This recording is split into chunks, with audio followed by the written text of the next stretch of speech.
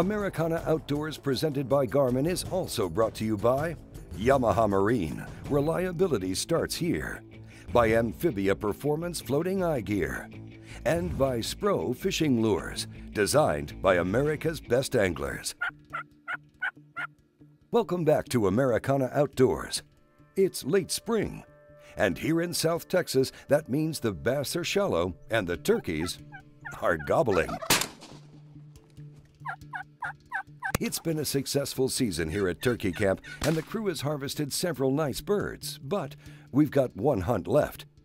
And it's a special one. We're in the field with Scott Steiert. Scott spent 20 years in the Army, 15 of which were dedicated to serving in the Special Forces before taking a bullet in Afghanistan. Now Scott is working with high-vis shooting systems and was more than willing to take us up on an invitation to take part in his first turkey hunt.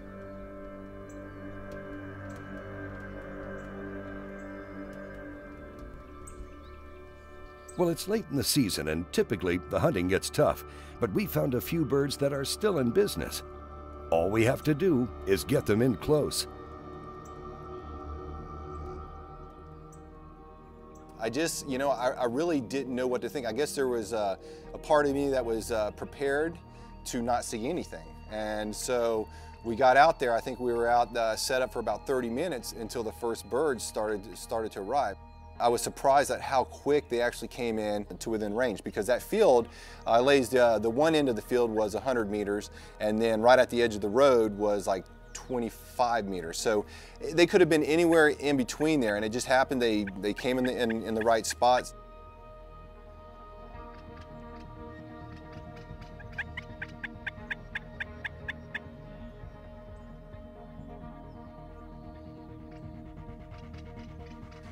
The hens and a couple jakes were out there, I'd say maybe about 10 or 15, kind of scurrying around there, and I'm getting really excited, and I'm starting to wonder, okay, is there gonna be a tom in here or not, you know?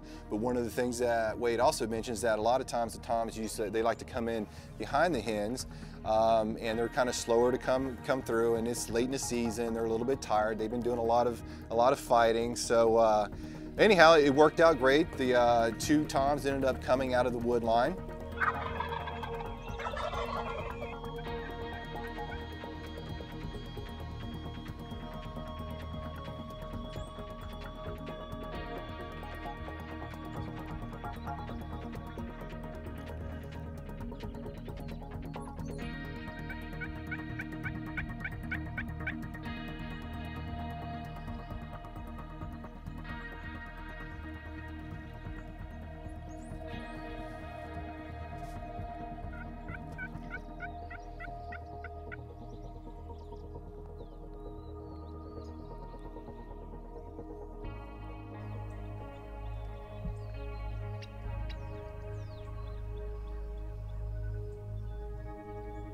Out of all the hens and jakes, one of them, I guess, was turned on enough to go towards Wade, I guess, and walked right by us. I'm talking, I could have probably taken my hand along with my shotgun and reached out and touched this hen.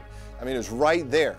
And the only thing I could think the whole time was, man, they have great eyesight and they have great hearing. And at this point, I've been sitting still for about, I don't know, 35, 40 minutes, which for me is quite a long time.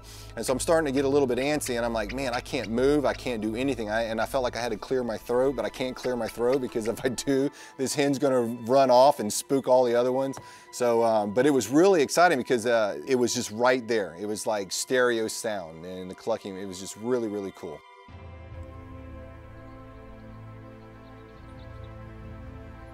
With the morning sun rising, Scott waited and watched.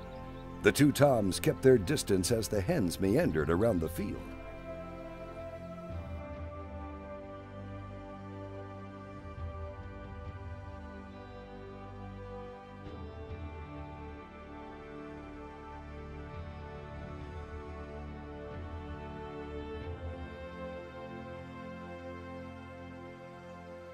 Eventually, the hens wandered back into the brush, leaving the two gobblers alone.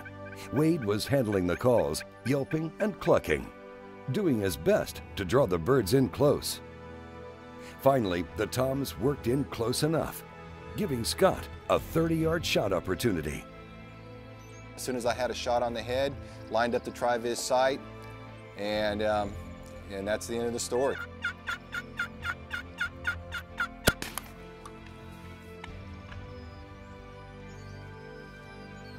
You know, first one, it was a great turkey, a lot bigger than what I had thought, and actually a lot heavier than what I thought. Whenever you see the bird, you think, oh, it's a bird, but then when you actually go over there and pick it up and you spread out the wings, you realize, wow, this is a big bird. It was heavy, a lot of fun, a lot of fun. I can't wait to do it again. And here he is. Yeah, that is a nice tom. So check this, that is cool. Look at that sucker's heavy. That is a nice bird right there. Wow. Look at the size of this sucker. Yeah, and he weighs, God, he feels like he weighs about 30 pounds. Nice little bird. Yeah, and check out that beard there.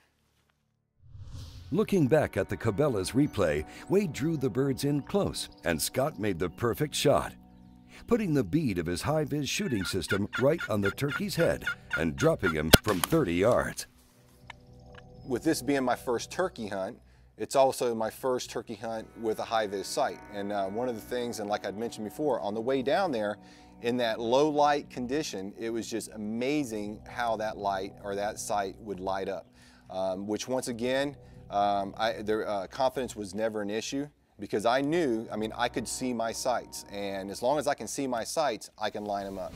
See what you've been missing? Check out the complete line of the high-vis shooting system online at highvissights.com. Well, coming up, we'll head back out in the field for one more hunt with Jeff Reynolds on Americana Outdoors.